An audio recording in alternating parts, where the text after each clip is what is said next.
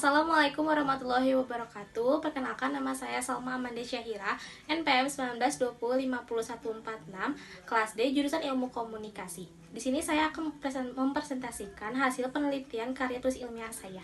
Di sini saya meneliti tentang dampak COVID-19 terhadap peningkatan angka kemiskinan di Indonesia.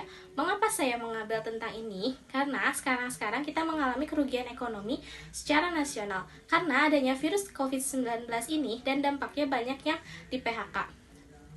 Lalu ada pendahuluan. Yang pertama, latar belakang masalah.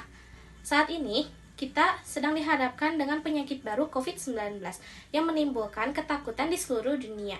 Pembatasan aktivitas akibat pandemi COVID-19 telah menimbulkan kerugian ekonomi secara nasional. Sedangkan apabila PSBB diperpanjang di kota-kota lain, maka otomatis dampak kerugian membesar. Yang kedua, ada rumusan masalah. Yang pertama, mengapa wabah COVID-19 mengakibatkan merosotnya perekonomian di Indonesia? Yang kedua, mengapa wabah COVID-19 sangat berpengaruh buruk pada perekonomian di Indonesia? Yang ketiga, bagaimana cara penanganan kasus COVID-19 saat ini di Indonesia? Lalu ada yang ketiga, kajian pustakanya. Yang pertama, untuk mengetahui alasan merosotnya perekonomian di Indonesia akibat virus corona. Lalu, sebagai acuan atau referensi bagi peneliti selanjutnya untuk disempurnakan dan dibandingkan. Lalu yang ketiga, untuk mengetahui sikap pemerintah terhadap masyarakat yang miskin di Indonesia akibat COVID-19. Lalu ada metode. Metodenya, wabah COVID yang menyebabkan penderitaan pada manusia dengan penggunaan ekonomi yang berasal dari Cina dan menyebar secara cepat ke seluruh dunia. Lalu ada pembahasan yang pertama, yaitu tentang dampak positif dan negatif merosotnya perekonomian. Dampak positif dan negatif ini tentu saja tidak akan lepas dari aspek sosial dan ekonomi. Dampak negatif yang pertama kali bisa dirasakan akibat virus corona ini adalah merosotnya pertumbuhan ekonomi. Negara Indonesia memiliki berbagai macam sektor yang mempengaruhi perekonomian bangsa. Jika tidak ada kegiatan ekonomi secara baik, maka sektor ekonomi akan mengalami dampak negatif akibat penghambatan yang cukup signifikan. Dampak positif mengurangi aktivitas di luar dapat menjaga resiko penularan yang tinggi.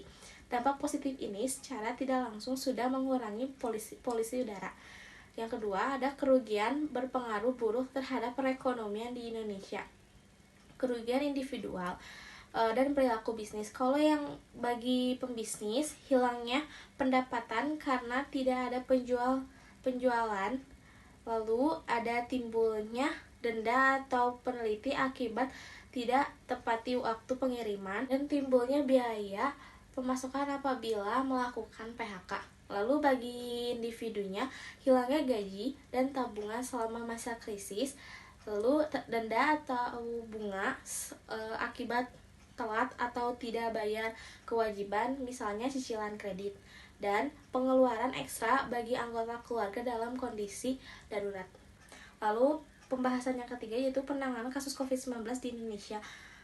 Peran dan kerjasama internasional melalui kelompok G20 dan WHO. Kelompok G20 merupakan organisasi yang diharapkan berperan besar dalam membantu penanganan COVID-19, terutama dalam aspek kerjasama ekonomi global. Lalu kesimpulannya adalah, hasil penelitian menyatakan bahwa kegiatan lockdown dalam suatu wilayah yang terdampak wabah virus corona perlu dilakukan sebagai upaya meminimalisir penyebaran wabah virus tersebut, walaupun timbulnya menimbulkan dampak negatif yang pada perekonomian negara. Oleh karena itu, upaya dan kebijakan dari pemerintah lah yang diharapkan oleh seluruh rakyat Indonesia. Sekian presentasi dari saya, mohon maaf apabila ada kesalahan. Wabillahi taufiq wal hidayah. Wassalamualaikum warahmatullahi wabarakatuh.